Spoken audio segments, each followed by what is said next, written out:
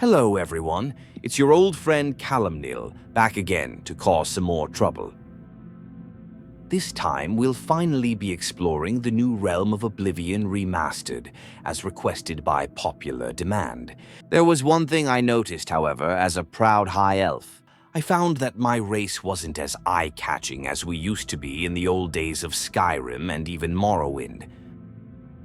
So, this video will serve two purposes: as a tutorial to get your Altmer resembling me and looking as badass as possible, and also as an introduction into our upcoming adventure into Oblivion Remastered. So sit down, grab your favorite bottle of Flynn, and let's get started. As you can see, the default High Elf just doesn't have that eye-catching killer look that says, "We're coming to take our rightful place as rulers over Tamriel, and you better start groveling now, worm." This tutorial will get your High Elf looking like this to this. But first, let's take a look at the other inferior options you have at hand when choosing your race for Oblivion Remastered. First, we have this overgrown toad that calls itself an Argonian. Ugh.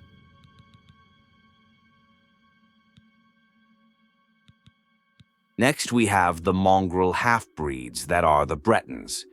This poor fellow looks like he should be sitting behind a desk, pushing papers for the East Empire Company. This laughable excuse for an elf is one of the ash-huffing Dunmer. It doesn't matter whether you choose Anaquina or Palatine, you're still going to smell of cat pee with this one.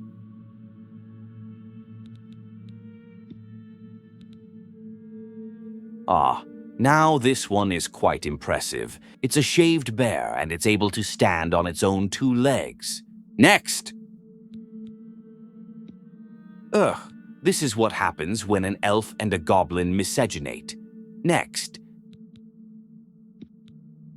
These guys aren't worth thinking about until the Elder Scrolls 6. Next. Oh, the sinew, for the Bosmer love the sinew. This fine example of an imperial snowflake is why the Empire will ultimately fall. Now, back to the only race that matters. As you can see, they made us look weak and pathetic on purpose. They're very rightly afraid of our power. So let's fix it right here, right now. What does this say? Born on the island of Auradon, you were proud to live on the first island of the Somersets. There you spent countless hours swimming in the pristine waters. You grew up among the great towers of Alinor that nearly touched the sky. You spent countless hours climbing and navigating the sunlit streets of the Somerset capital. I actually grew up on my aunt's crab farm outside Lilendril, but whatever. A fine female if I ever saw one.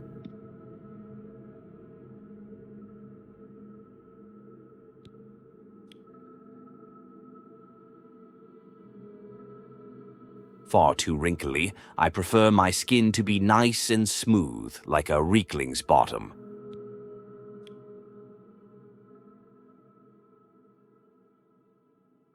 Now let's get that skin back to the nice golden hue it once was in the previous games.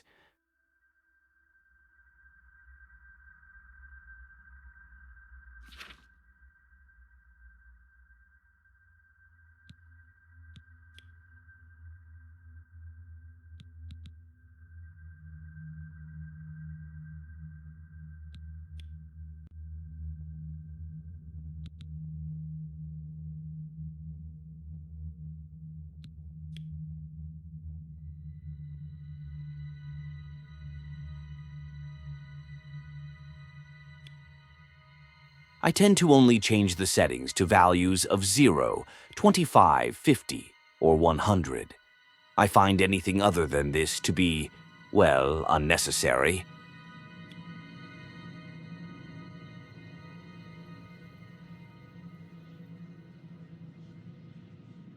In Skyrim and Morrowind, elven faces were much sharper and angular. I want to recreate the same look without the face looking too comical.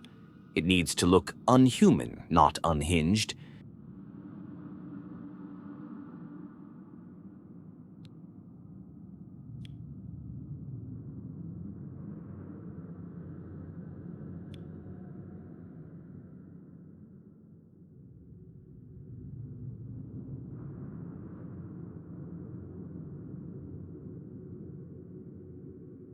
There, look at that. Such a menacing countenance.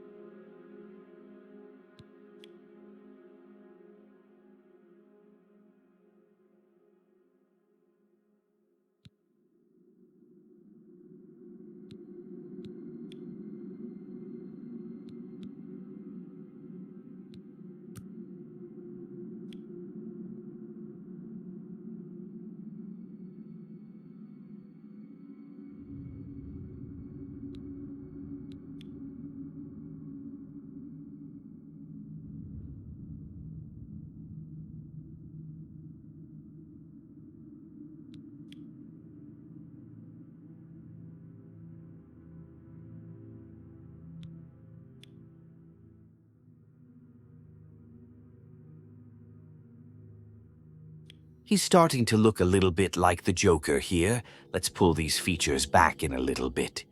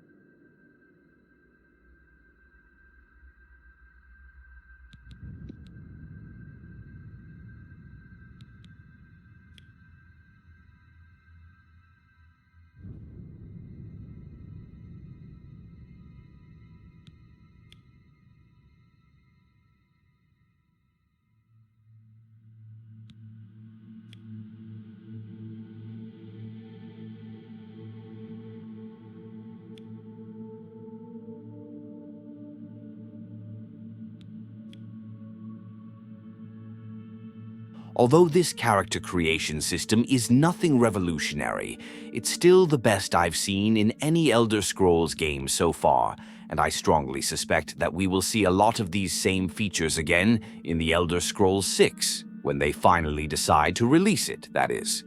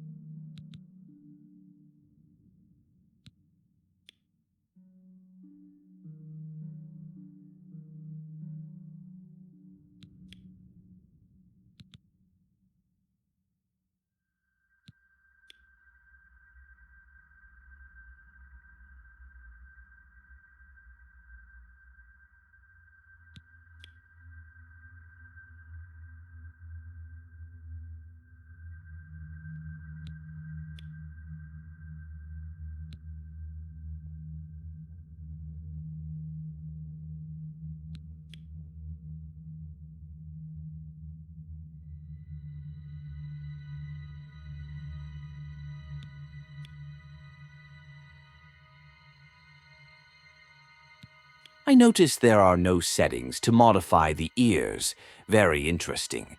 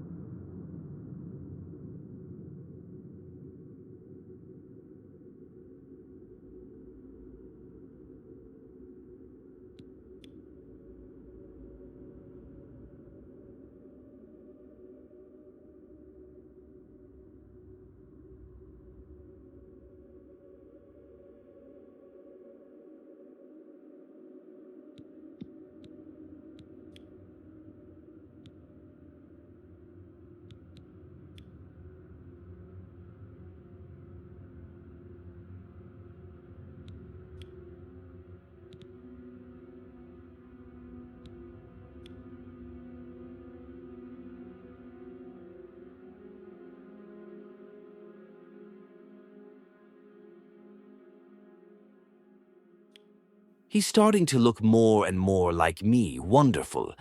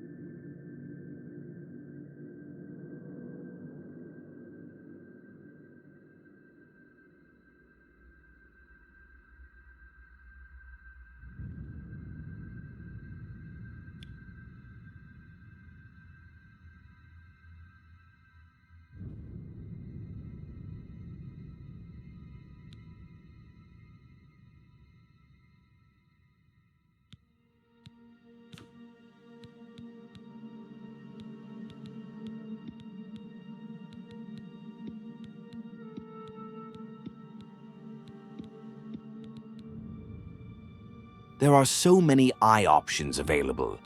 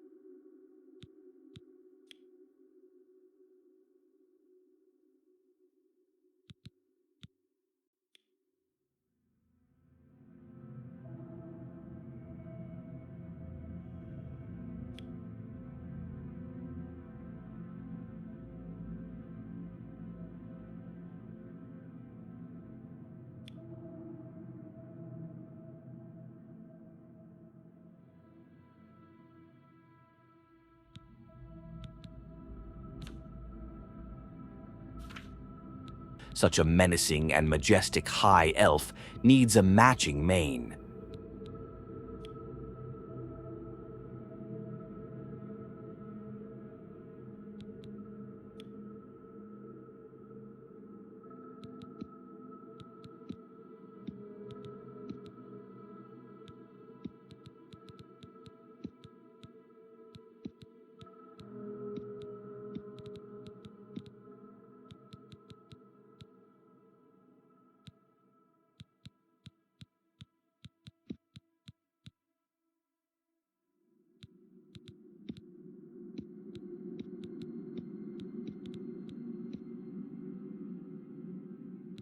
Ah, yes, this is the look befitting a powerful mage.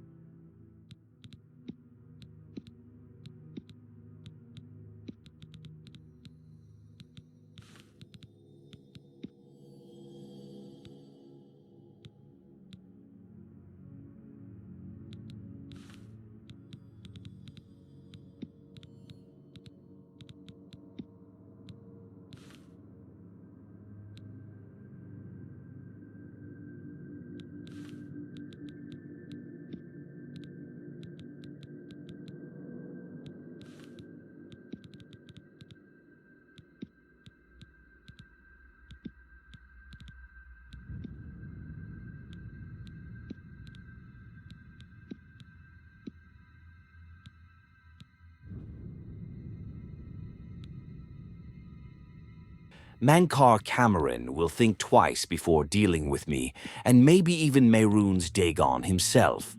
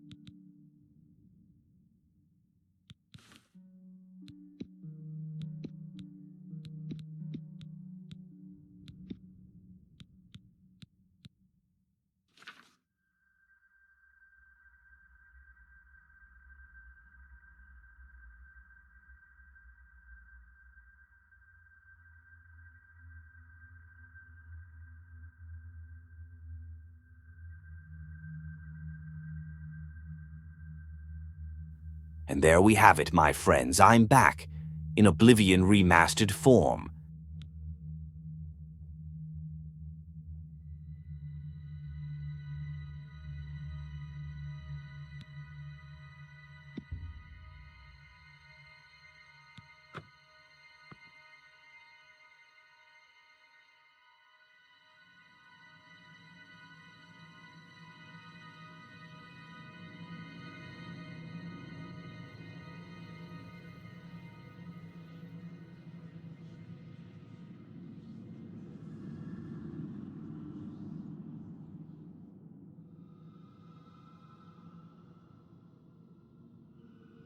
Now it's time to start the game. See you in the next video.